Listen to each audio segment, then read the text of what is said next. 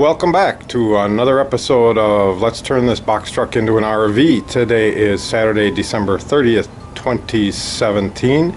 And check this out. I got my basement back.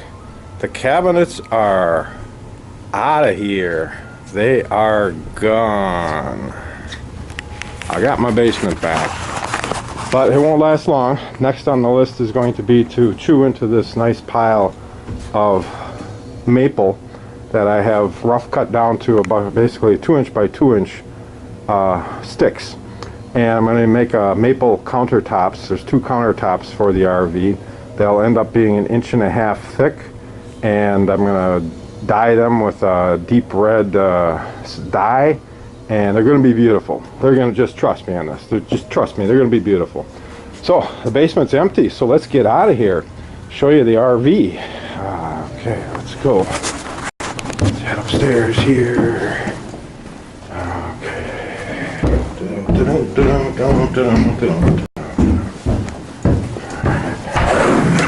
Alright, there's the sink base. It's not quite in the RV yet, but it's close. Made some progress here. But let's keep going. We got about 3 inches, 2-3 inches of fresh snow last night. And it's a balmy 0 degrees out here this morning in beautiful sunny Wisconsin. And the box truck looks a little cold. But you know, yesterday I spent a good part of the day out here and fired up the furnace, and the furnace kept me nice and toasty warm. Oh, look at this. It's sexy Sadie. Sadie's rescue dog that we're babysitting here. Yeah, you show him, Sadie. Okay. I'm gonna close this door behind us. Not that it's heated in here this morning. I turned off the furnace, of course, last night. But hey, check it out! We got cabinets in here. Aren't they beautiful? Turn on some lights. And look at that. She's a beauty, and we're really happy with how these little push buttons turned out. They open very nicely. You can see the black painted back walls. Every one of them, one works better than the next. Yes. Give you the tour here. These, I was really hoping to have some type of an air cylinder or latch to hold them up and open. Maybe some of my viewers got some ideas. Said I don't want to mess up the nice ceiling. I don't want big heavy hooks. Maybe some kind of a magnet I could use. Somebody had suggested putting a magnet underneath these, and I don't know how I'd get one in the ceiling though without messing up the ceiling. But overall they work really nicely.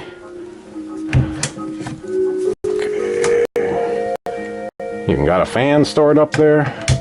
This is the microwave oven cabinet. The top door, as you remember, conceals the fan. And I've got a big hole in the left side and a hole in the right side for air to be drawn in.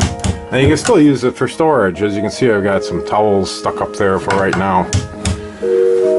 So I think that's going to work out really good. Hides the fan. And the microwave oven cabinet has, ta-da, a microwave oven. That's beautiful. It's actually plugged into an outlet in the back. I should probably turn this down a little bit. That's better. And you can see where all the electronics now are coming out here to be eventually tightened up into a nice control panel here. I still have to do the AC wiring here, so the microwave is not quite live yet, but we're getting close. So I want to get some of this wiring tucked up before I bring in the refrigerator base, but you know, I could bring it in at any time. Same thing with the sink base. I was hoping to get this drain squared away first with the gray water tank, but I ain't crawling around under this truck in 0 degree weather with snow. So the gray water tank's going to have to wait. We'll figure out how to get a hole in there and get it plumbed in. The other thing I've been contemplating is this PEX tubing. I ran a piece of PEX over to the water tank that's underneath here, and to get that sink base in with that PEX tubing is going to be a little tricky. So, you know, I think I'm going to use the braided braided hose instead of PEX. You know, I bought the PEX. I even bought a crimper and cutter for it. I'm sure I'll use it in some other project, but I'm thinking of, again, replacing the PEX and just going with braided hose. I think it's going to be just a lot easier to work with all the way around. The other under cabinet lights I've got all wired in here. You can see my electrical connections there. Same thing over here. There's under cabinet lights under here and under here. This one's not quite wired up quite yet, but the one under here is wired up. And the wires, I'm sure you can't see them, but they're tucked back in there. All my wire joints I like to solder.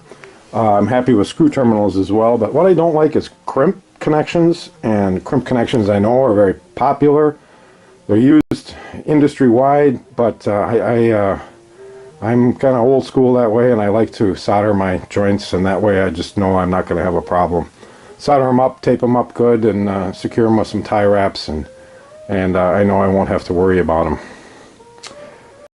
Alright, so give you one last look around. I can see my breath here.